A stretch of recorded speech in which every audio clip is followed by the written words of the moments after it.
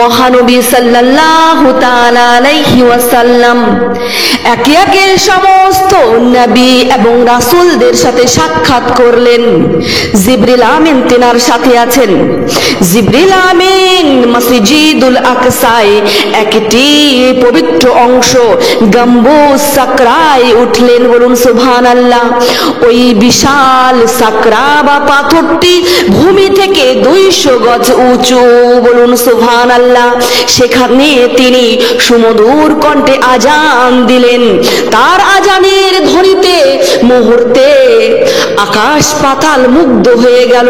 মুহূর্তে আরশের দরজা খুলে গেল। ওই দরজা দিয়ে অসংখ্য ফেরেশতা মসজিদুল আকসায় জড়ো হলো। বলুন সুবহানাল্লাহ। তাদের ভিড়ে মসজিদ ভরে গেল। মসজিদের বাইরেও ফেরেশতারা জড়ো হলো। সমস্ত জায়গা ফেরেশতায় পরিপূর্ণ হয়ে গেল। বলুন সুবহানাল্লাহ। এতপর ফেরেশতা ও নবী রাসূলরা একই জামাতে নামাজ পড়ার জন্য তারা কিবলামুখী হয়ে দাঁড়ালেন। মহানবী সাল্লাল্লাহু তাআলা আলাইহি ওয়াসাল্লাম ইরশাদ করেছেন, সবাই কাতার বন্দী হয়ে নামাজের জন্য দাঁড়িয়ে গেলেন, কিন্তু ইমামের জায়গায় কেউ যাচ্ছেন না। ওই স্থানটি তখনও শূন্য। কারণ আল্লাহ তাআলা যাকে ইমামতি উচ্চ সম্মান ঘোষিত করবে একমাত্র তিনি ওই স্থানে দাঁড়িয়ে সমস্ত নবীর ইমামতি করতে পারবে।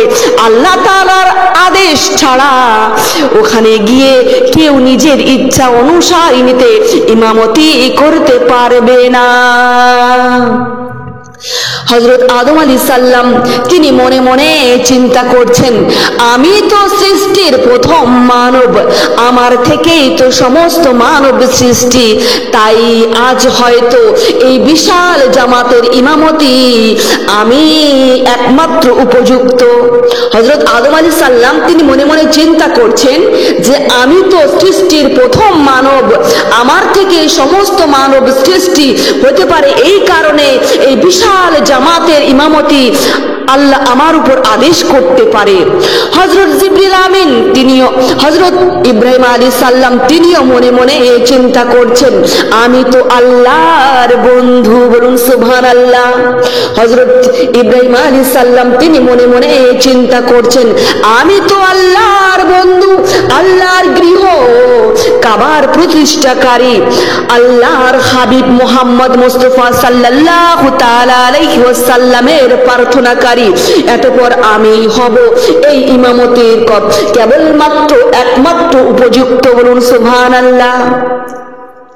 হযরত ইব্রাহিম আলাইহিস সালাম তিনি মনে মনে চিন্তা করছেন, আমি তো আল্লাহর বন্ধু, আল্লাহর আদি গৃহ কাবার প্রতিষ্ঠাকারী, আল্লাহর হাবিব মুহাম্মদ মুস্তাফা সাল্লাল্লাহু তাআলা আলাইহি ওয়াসাল্লামের প্রার্থনাকারী হতে পারে, এই কারণে আমার মহান আল্লাহ তাআলা আমাকে এই বিশাল সম্মান দান করতে পারে। তিনি মনে মনে চিন্তা করছেন। হযরত মুসা আলাইহিস সালাম তিনিও মনে মনে চিন্তা করছেন, আমি তো আল্লাহর সাথে কথা বলেছি, আল্লাহর ঘোর দুশমনকে ফিরাউনকে নীল নদে ডুবিয়েছি, তাই হয়তো এই বিশাল ইমামতির আমি একমাত্র উপযুক্ত। হযরত মুসা আলাইহিস সালাম তিনিও কিন্তু মনে মনে চিন্তা করতেছেন, আমি তো আল্লাহর সাথে কথা বলেছি, আল্লাহর ঘোর দুশমন ফিরাউনকে নীল নদে ডুবিয়েছি, হতে পারে আমার আল্লাহ আমাকে এই ইমামতির একমাত্র উপযুক্ত মনে করতে পারে। তিনিও মনে মনে চিন্তা করতেছেন। হযরত ঈসা আলাইহিস সালাম তিনিও মনে মনে চিন্তা করছেন, একমাত্র আমি তো আল্লাহর নূর দ্বারা সৃষ্টি, একমাত্র আমি তো আল্লাহর রূহ দ্বারা সৃষ্টি, আল্লাহ আমাকে বিনা বাপে কুদরতের দ্বারা সৃষ্টি করেছেন, ইহুদিদের হাত থেকে বাঁচিয়েছেন, এতপর এই কারণে আমি হব একমাত্র উপযুক্ত। হযরত ঈসা আলাইহিস সালাম তিনিও মনে মনে চিন্তা করছেন, কেবলমাত্র আমি তো আল্লাহর রূহ দ্বারা সৃষ্টি, আল্লাহ আমাকে বিনা বাপে কুদরতের দ্বারা সৃষ্টি করেছেন, ইহুদিদের হাত থেকে বাঁচিয়েছেন, এতপর এই কারণে হব আমি একমাত্র উপযুক্ত, তিনিও মনে মনে চিন্তা করছেন। সবাই মনে মনে কল্পনা জল্পনা চলছে, সবার মনে মনে কল্পনা জল্পনা চলছে, কিন্তু কারো সঠিকভাবে জানা নেই কাকে আল্লাহ এই মর্যাদা ঘোষিত করবেন, বলুন সুবহানাল্লাহ। এতপর দেখা গেল যে জিবরিল আমিন দেখা গেল যে জিবরিল আমিন জামাতের একামত দিচ্ছেন, বলুন সুবহানাল্লাহ। সবার মনে মনে কল্পনা জল্পনা চলছে, কিন্তু কারো সঠিকভাবে জানা নেই যে কাকে আল্লাহ বিশাল জামাতের ইমামতি করার জন্য সুযোগ করবেন, কিন্তু কারো সঠিকভাবে এই কথাটা জানা ছিল না। দেখা গেল যে জিবরিল আমিন জামাতের একামত দিচ্ছেন, সবার ধারণা হলো যে জিবরিল আমিন এই ইমামতি করবেন, কিন্তু তা তিনি করলেন না। তিনি সামনের দিকে এগিয়ে গেলেন। তিনি সামনের দিকে এগিয়ে যাওয়ার পর মহানবী সাল্লাল্লাহু তাআলা আলাইহি ওয়াসাল্লামের হাতখানা ধরে ইমামের জায়গায় দাঁড় করিয়ে দিলেন, বলুন সুবহানাল্লাহ।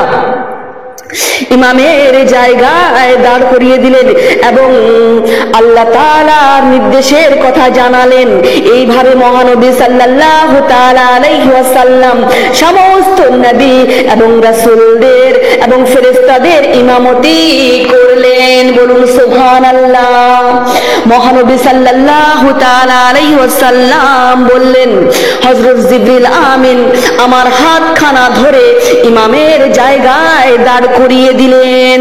আমি আল্লাহু আকবার বলে নামাজ আরম্ভ করলাম, বলুন সুবহানাল্লাহ। সুস্থভাবে 2 রাকাত নামাজ আদায় করলাম এবং সালাম ফিরালাম। এতপর জিবরিল আমিন দাঁড়িয়ে গেলেন।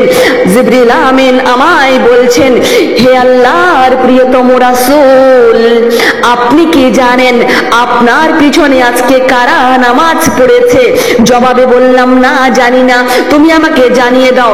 জিবরিল আমিন বলছেন, হে আল্লাহর প্রিয়তম রাসূল, এই জামাতে আপনার পিছনে নামাজ পড়েছে 1,24,000 নবী হাজির ছিলেন। এছাড়া সারা জাহানের ফেরেশতা, বেহেশতি হুর এবং মুমিনদের আত্মা আজকে আপনার পিছনে নামাজ আদায় করেছে, বলুন সুবহানাল্লাহ।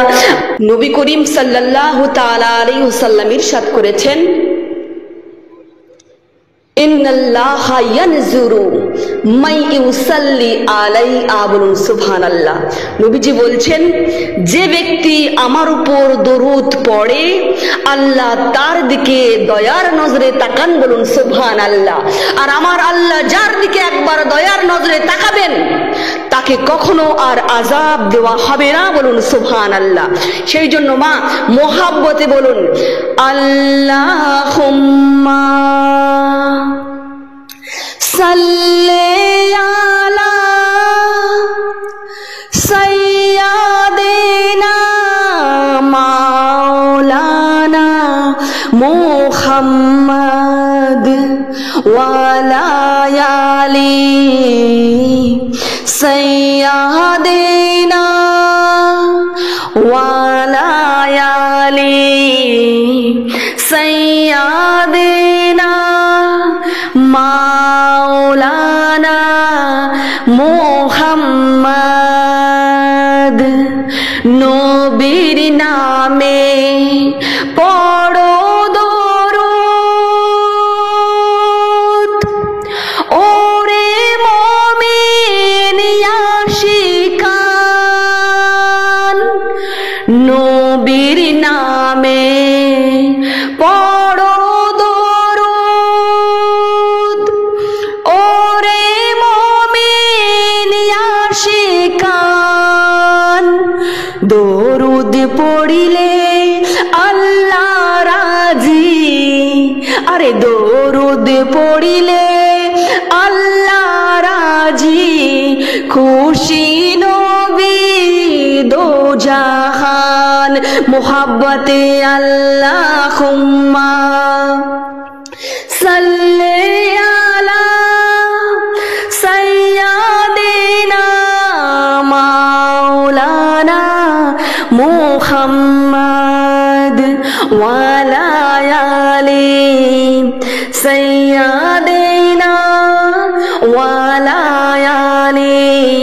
সাইয়্যিদিনা মাওলানা মুহাম্মদ। সকলে বলুন সাল্লাল্লাহু তাআলা আলাইহি ওয়াসাল্লাম।